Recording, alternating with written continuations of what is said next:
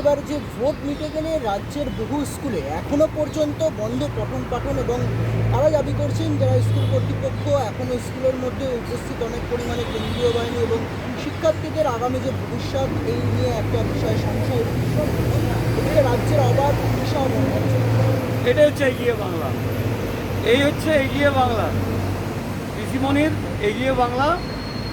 যেখানে দেখা যায় ভারতবর্ষে যে কোনো রাজ্যে ভোট হয়ে যায়, সেখানে ভোটের পর দিনই আবার পঠন পাঠন চালু হয়ে যায়। স্কুলগুলোকে যদি নেওয়া হয়, ব্যবহার করা হয় নির্বাচন কমিশনের পক্ষ থেকে, কিন্তু যখন ভোট হয়ে যায় তখন চলে যায় সরাসরি সেই রাজ্যেরই হাতে, শাসক দলের হাতে।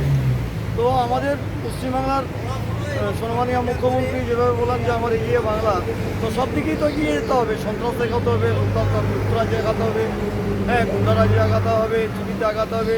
তো সেটাই হচ্ছে এগিয়ে বাংলা, এটা দিদিমণির মিরাক্কেল। আরেকটি একটা বিষয় দেখা যাচ্ছে যে এবার রাজ্যের 4 বিধানসভা কেন্দ্রে উপনির্বাচন 10ই জুলাই, তার মধ্যে রায়গঞ্জ, রানাঘাট দক্ষিণ, বাগদা এবং মানিকতলায় উপনির্বাচন। এই যে লোকসভা ভোট শেষ হলো, এবার হবে 10ই জুলাই যে উপনির্বাচন হবে, এখানেও কি লোকসভা ভোটে যেরকমভাবে রাজ্য জুড়ে সন্ত্রাস দেখা গেছিলো, এই উপনির্বাচনেও কি সন্ত্রাস দেখা যাবে নাকি না রক্তপাতহীন উপনির্বাচন? সন্ত্রাসবিহীন এই এগিয়ে বাংলাতে সন্ত্রাসবিহীন কোনো ভোট হয় না। যত ভোট হয়েছে এখানে পঞ্চায়েত থেকে শুরু করে যত ভোট হয়েছে, এটা আমরা দেখেছি বাম জমানাতেও আমরা দেখেছি, সম্মানীয় বুদ্ধদেব ভট্টাচার্যের আমল থেকে তার ক্যাডার বাহিনী কীভাবে সন্ত্রাস কায়েম করে একের পর এক নির্বাচন করে গেছে। সেখান থেকে পুরোদস্তুর কাজে লাগিয়েছে 2011 পর থেকে। যেখানেই নির্বাচন হয়েছে, খুন হয়েছে, সেখানে মাথা ফেটেছে, রক্তারক্তি হয়েছে, রক্তের বন্যা বয়েছে, হসপিটালাইজড হয়েছে, এবং বিরোধী দলের সমস্ত কার্যকর্তাদেরকে ঘর ছাড়া করা হয়েছে, ঘর ভেঙে দেওয়া হয়েছে, পার্টি অফিস জ্বালিয়ে দেওয়া হয়েছে। তো এটা নতুনত্ব কিছু নয়। এই বাংলার যে শাসক দল রয়েছে, সেই বাংলাকে এগিয়ে নেওয়ার জন্য যত দূর করা যায়, বিরোধীদের কণ্ঠরোধ করার জন্য, খুন করার জন্য, গাছে ঝুলিয়ে দেওয়ার জন্য, ইলেকট্রিক থাম্বায় ঝুলিয়ে দেওয়ার জন্য, এটা বারংবার প্রমাণিত করেছে। এটা আমি বলছি না, এটা আপনারাই দেখিয়েছেন।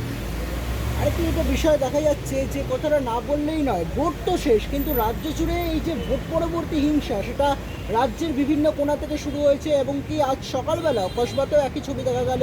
মানে এই ভোট পরবর্তী হিংসাটা কি কোনো রকমভাবে আটকানো যাচ্ছে না? এই কি বলবেন?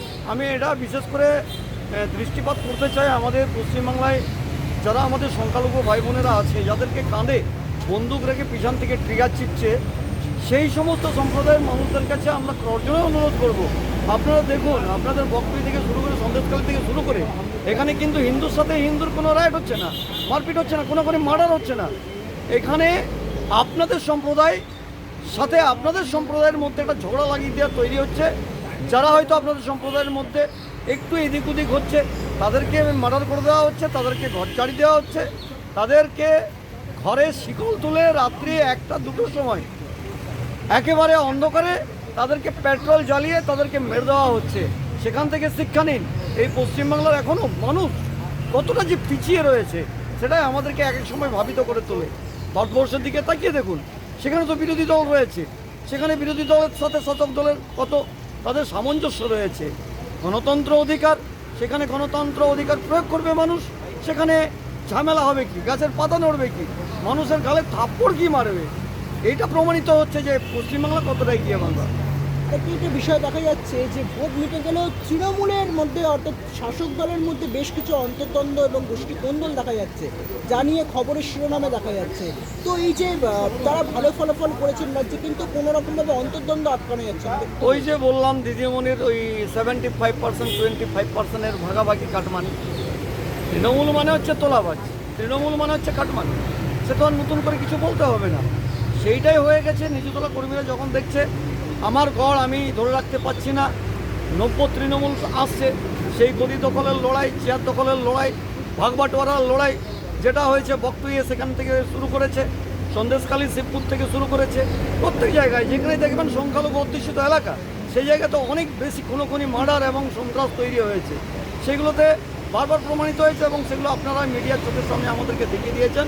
পশ্চিমবাংলার জনগণ দেখছে, দেখা সত্ত্বেও তাদের কোনো রকম কোনো বৈষম্য আসছে না, এটাই ভাবিত করে।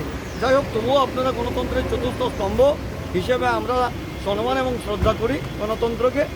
যে গণতন্ত্র নিয়ে আপনারা সত্যকে একেবারে গর্তের ভিতর থেকে তুলে নিয়ে এসে মানুষের চোখের সামনে দাঁড় করিয়ে দিচ্ছেন, তবু মানুষ এখনও কেন পশ্চিমবাংলার জনগণ বুঝতে পারছে না অ্যাকচুয়ালি এখানে নগদ কিছু পয়সাতে মানুষ বশীকরণ হয়ে যাচ্ছে, এটাই আমাদের দুঃখ।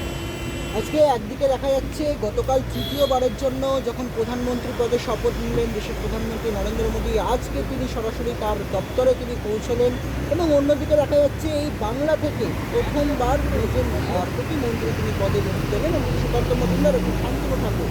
অন্যদিকে দাঁড়িয়ে বিজেপির আশানুরূপ ফলাফল না হওয়ার জন্য যে ভরাডুবি, তার জন্য বিজেপির একাধিক অংশ তারা রাজ্য নেতৃত্বকে আক্রমণ করছেন, আর নিশানা করে নাম না করে আক্রমণ করছেন রাজ্যের বিরোধী দলনেতা শুভেন্দু অধিকারীকে। কি বলবেন? দেখুন, এটা পরিবারে থাকতে গেলে যদি বাড়িতে 4 জন ছেলে থাকে, 6 জন ছেলে থাকে, আবার ততোধিক যদি ছেলে থাকে, দেখবেন একটু ঠোকাঠুকি হয় পরিবারের মধ্যে থেকে। সেগুলো ভোট পরবর্তী ক্ষেত্রে হয়তো আমার মতের সাথে অন্যের কোনো মতের মিল হচ্ছে না, সেই মিল না হওয়ার জন্যই এই জিনিসটা হয়তো হয়েছে, যে এই যে মিল হতে পারছে না, মিল হচ্ছে না, এটা তো স্বীকার করতেই হবে। তো সেই ক্ষেত্রে হয়তো এটা হওয়া বাঞ্ছনীয় নয়, তবুও এটা চিন্তা করতে হবে, রাজ্য নেতৃত্ব এবং কেন্দ্রীয় নেতৃত্ব চিন্তা করতে হবে, রাষ্ট্রীয় দপ্তর ধরার অবশ্যই দরকার রয়েছে।